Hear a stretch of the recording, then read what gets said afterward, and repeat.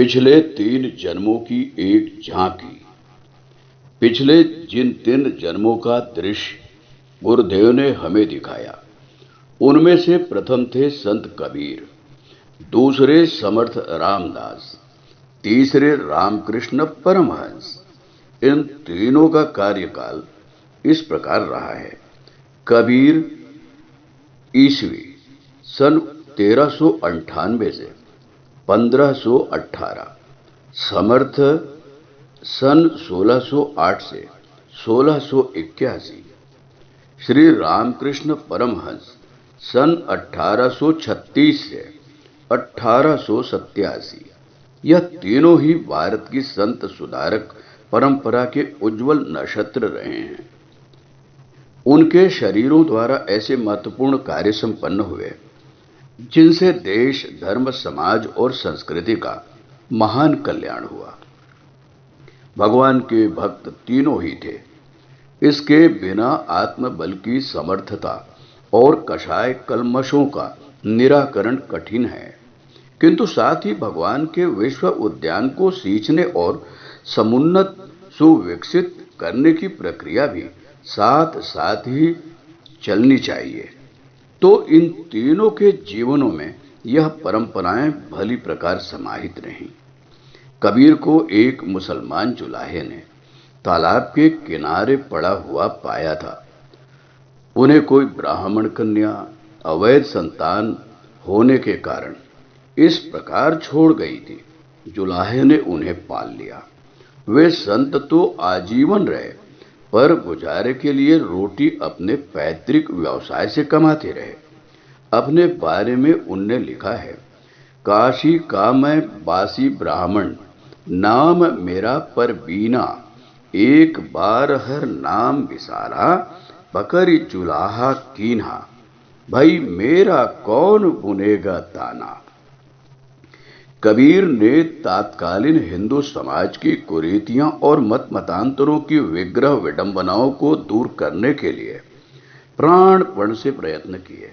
उन पर इस्लाम विरोधी होने का इल्जाम लगाया गया और हाथ पैरों के लोहे की जंजीर बांधकर नदी में डलवा दिया गया, पर ईश्वर कृपा से जंजीर टूट गई और वे जीवित बच गए। कुल वंश को लेकर उन्हें समाज का विग्रह सहना पड़ा, पर वे एकाकी अपने प्रतिपादन पर अड़े रहे।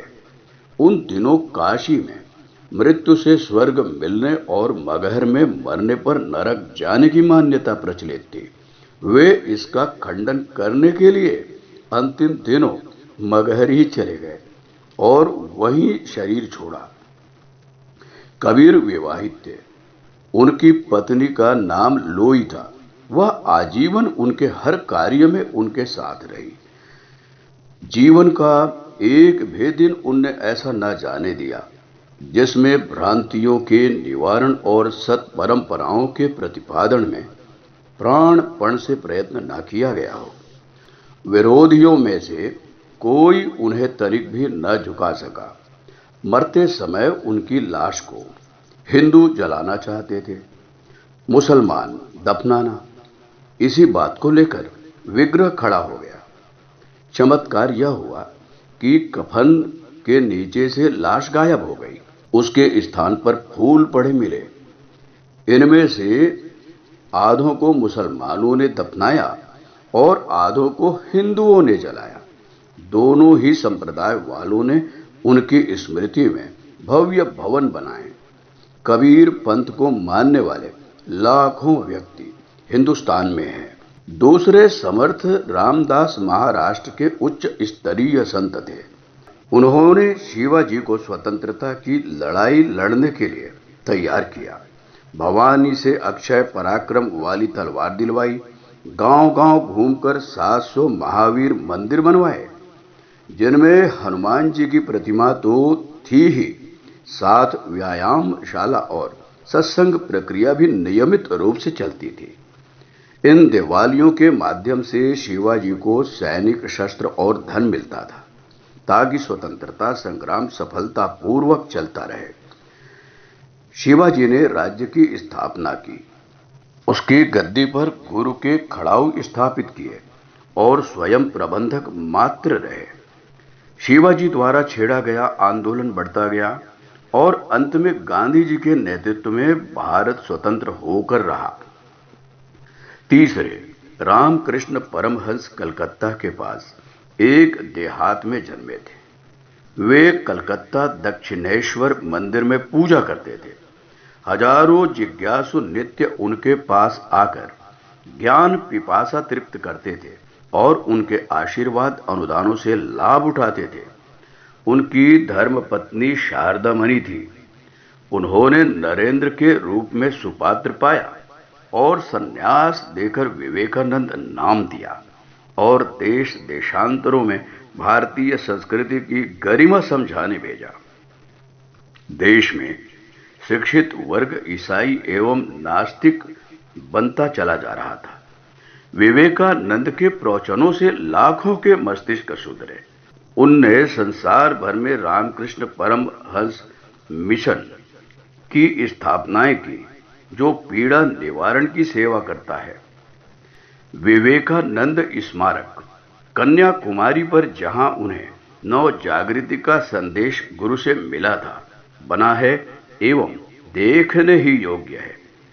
यह एक आत्मा के विभिन्न शरीरों का वर्णन है। इसके अतिरिक्त अन्यान्य आत्माओं में प्रेरणाएं भरकर उस दैवी सत्ता ने समय समय पर उनसे बड़े बड़े काम कराए। चैतन्य महाप्रभु बंगाल के एवं बाबा जलाराम गुजरात के उन्हीं के संरक्षण में ऊंची स्थिति तक पहुंचे और देश को ऊंचा उठाने में, भगवत भक्ति को उसके वास्तविक स्वरूप में जन जन तक पहुंचाने में उस अंधकार युग में अभिनव सूर्योदय का काम किया। यह 3 प्रथम जन्म थे जिनकी हमें जानकारी दी गई। इनके बीच बीच मध्यकाल में हमें और भी महत्वपूर्ण जन्म लेने पड़े हैं, पर वे इतने प्रख्यात नहीं हैं जितने उपरोक्त 3। हमें समग्र जीवन की रूपरेखा इन्हीं में दिखाई गई और बताया गया कि गुरुदेव इन जन्मों में हमें किस प्रकार अपनी सहायता पहुंचाते, ऊंचा उठाते और सफल बनाते रहे हैं। अधिक जानने की अपनी इच्छा नहीं हुई। जब समझ लिया गया कि इतनी महान आत्मा स्वयं पहुंचकर सत्पात्र आत्माओं को ढूंढती और उनके द्वारा बड़े काम कराती रही हैं, तो हमारे लिए इस जन्म में भी यही उचित है कि एक का पल्ला पकड़े, एक नाव में बैठे और अपनी निष्ठा डगमगाने न दें। इन 3 महान जन्मों के माध्यम से जो समय बचा, उसे हमें कहां कहां किस रूप में कैसे खर्च करना पड़ा, यह पूछने का अर्थ उन पर अविश्वास व्यक्त करना था, अनेक गवाहियां मांगना था। हमारे संतोष के लिए यह 3 जन्म ही पर्याप्त है। महान कार्यों का बोझ उत्तरदायित्व संभालने वाले को समय समय पर अनेक कठिनाइयों का सामना करना पड़ता है। अनेक प्रकार के असाधारण पराक्रम दिखाने पड़ते हैं। यह हमारे साथ भी घटित होता रहा है। दौड़ दौड़ कर गुरुदेव की सहायता के लिए पहुंचते रहे हैं। हमारी नन्ही सी सामर्थ्य में अपनी महती सामर्थ्य मिलाते रहे हैं। संकटों से बचाते रहे हैं, लड़खड़ाते पैरों को संभालते रहे हैं। इन 3 जन्मों की घटनाओं से ही पूरी तरह विश्वास हो गया। इसलिए उसी दिन निश्चय कर लिया कि अपना जीवन अब इन्हीं के चरणों पर समर्पित रहेगा, इन्हीं के संकेतों पर चलेगा।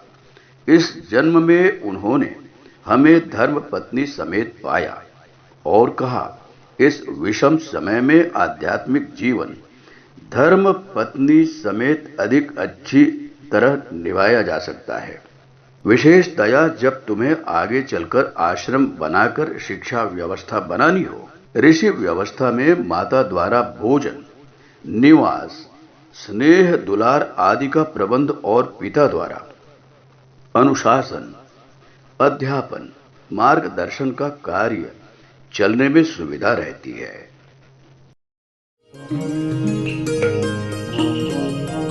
हमारे YouTube चैनल को सब्सक्राइब करें और बेल आइकन को दबाएं ताकि आपको नोटिफिकेशंस मिलते रहें।